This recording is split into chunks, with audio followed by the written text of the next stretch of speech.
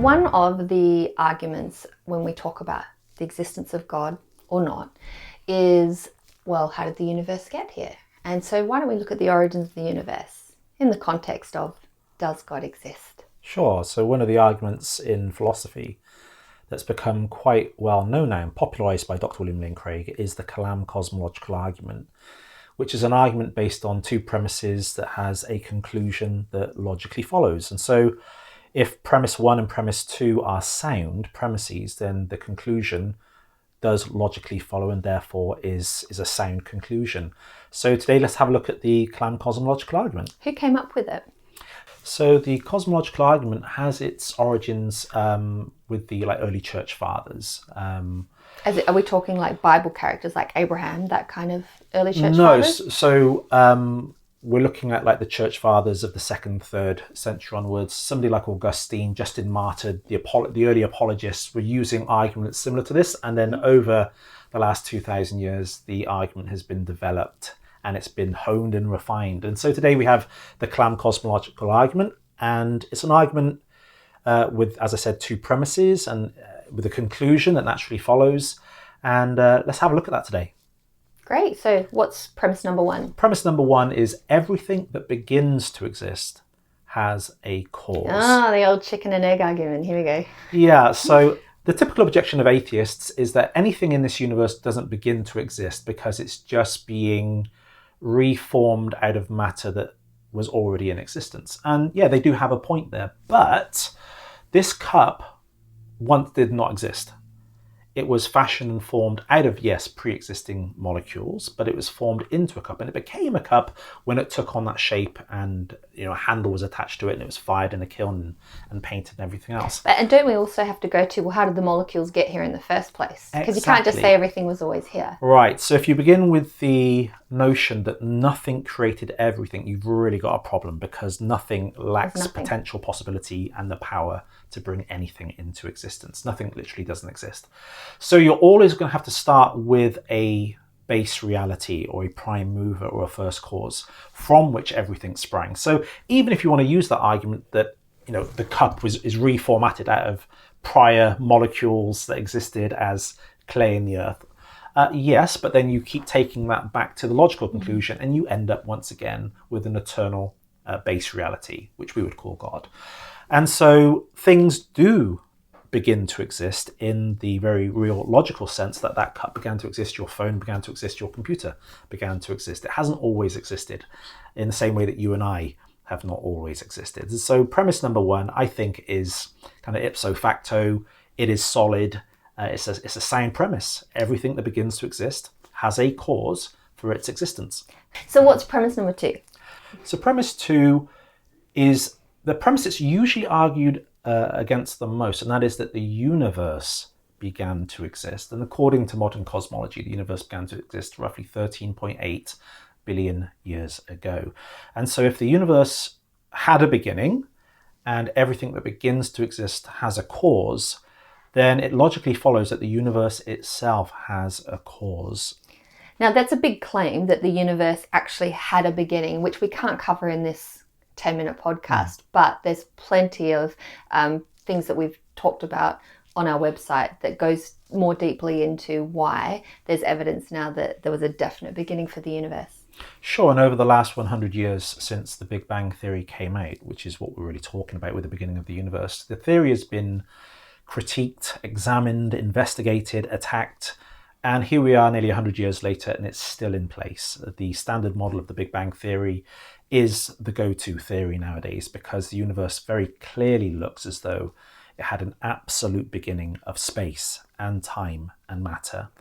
And in the 1930s or late 1920s, there were some pretty big breakthroughs in science, which again we talk about in other videos, but that really clearly show the expansion of the universe and the definite beginning. Sure, so if the universe is expanding, if we were to press rewind on the universe, it would shrink all the way back to the initial singularity, and then that hasn't existed for eternity past. That was brought into existence by an external cause. So premise two is pretty squeaky tight, Yes, so if premise number one is squeaky tight and premise number two is squeaky tight, you've got a pretty squeaky tight conclusion. Which is?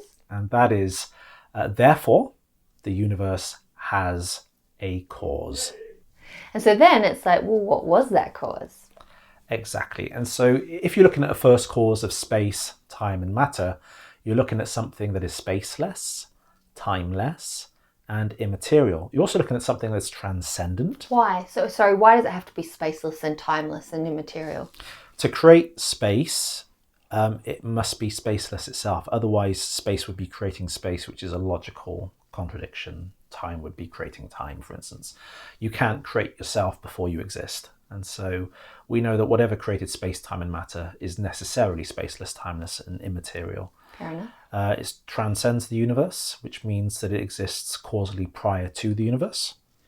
And it must also have agency. Meaning intent or volition. will. Yeah, because otherwise, how can you explain a temporal effect? So our universe is a temporal effect. It's an effect within time from an eternal starting point. The only way you can jump from an eternal base reality to a temporal effect, i.e. our universe, is if there was a decision that was made. Otherwise, the base eternal reality would remain that base eternal reality unchanged and immovable. So you need volition of will to bring something into being from that eternal state. Sounds like God. It sounds an awful lot like God. I mean, that is basically the Christian description of who God is, the creator of the heavens and the earth, the creator of all space, time and matter. The book of Hebrews tells us that's the Lord Jesus Christ, and the Bible got this right 3,500 years ago. There are some critiques of this kind of viewpoint that just say, look, just because it had a beginning and just because it has to be outside space and time, why do you therefore assume that it's God? And they say, why couldn't it be something else? Or why couldn't it be a God from another religion? Can you answer that? Yes. We've really only got three options. It's either something personal, or it's a physical object, or it is a law of some kind. Now, a law is just a description of behavior of objects within our universe. Laws themselves don't create anything. In the same way that abstract objects, like some people would say numbers are abstract objects. Numbers do not create anything. If you're looking at an object, an eternal object, let's pretend there's an eternal house brick. It's sat there from eternity past, is eternal in nature, is timeless. As an object, it can't create anything because there's no time for it to create anything in. Not only that, an object doesn't have the power to create, but if it doesn't have volition of will, has the ability to create. So really what you're left with is a personal, volitional entity or agent. And so, whichever way you look at this logically, it forces you into that corner that God exists. And so the second question you asked was, why not a God of any other faith or religion? Well, I can think of one thing, and I'd like you to expound on it. Sure. I mean, I know some of the ancient gods and goddesses were to do with fertility, or it was the god of the sun or god of the moon. And if we're looking at, okay, we have to look at God in the context of how did we all get here? If God has to be outside of all of this in order to have had the will to create it or to initiate it, then as the sun or the moon or the stars are part of that creation, how could the God be the sun or the moon? The God has to be bigger than that. So I feel like personally I can write off a few gods on the basis of that, but then when we start talking about other gods, other religions, maybe they're in the form of a creature, or how would you counter that maybe a cow couldn't create the universe, or I'm not sure. An eternal cow, okay. Not trying to be offensive there. No, you're asking the correct. questions. A lot of the ancient religions believe that the universe itself is eternal, and that the gods and goddesses within the universe reformed or refashioned the universe from within. We now know the universe hasn't always been here, so we can kind of write off those creation myths. Faiths, those creation myths. What you have with the Bible is something completely unique to the Holy Bible. Judaism and Christianity, they teach that there is a transcendent mind, a transcendent person who brought space, time and matter into beginning, a definite time in the past. That's what we've discovered from science. And there will be other more modern religions who have sprung from the Christian faith that perhaps carry that tradition with them. And of course they will, because they're bringing that knowledge, that creation myth from the Bible into their own religion. And so they will have similar views. But really, it's Judaism and Christianity that really laid the bedrock and the foundation of that creation myth. And by myth, I don't mean fable. I mean that early story of how God did things, a historical story. And so, if you're a practicing Jew, or if you're a Christian, you can be absolutely confident that the God of the Holy Bible and the Holy Scriptures get this 100% correct. I think another thing that's perhaps influenced me in making my decision about how I define God and who he is just the personal interaction that so many people over so many centuries write about or share about, that it's not just an idea or like a beginning of our universe, but they've actually had an interaction with this God. And I can't say that I've met too many people of other religious persuasions that like their relationship with their God of their belief is very much the onus is on them and what they do and how they pray. They don't have that many accounts of, or he spoke to me this way, or he healed me, or coming from God back to them. Whereas with Christianity, there are so many people that we call it testimony, that testify of this encounter that they've had with God. So it's beyond finding an answer for our beginning, and it's become very personal to individuals. Yes, in many faiths around the world, God is, in a sense, ultra-transcendent, in the sense that, yes, he is beyond the universe, but he is unknowable. He is unknowable. He is impersonal. You can't have a relationship with him. Whereas the God of the Holy Bible is very clearly a relational God. He's a triunity. He is family in and of himself. And because he's relational by nature, he creates creatures to have relationship with. And so it's no surprise that within the Christian faith, that people do experience this feeling of closeness and warmth and personal encounter with this God. Yeah. Because if he exists and if he really is relational, then of course you're going to have that personal encounter which we've experienced. Mm-hmm.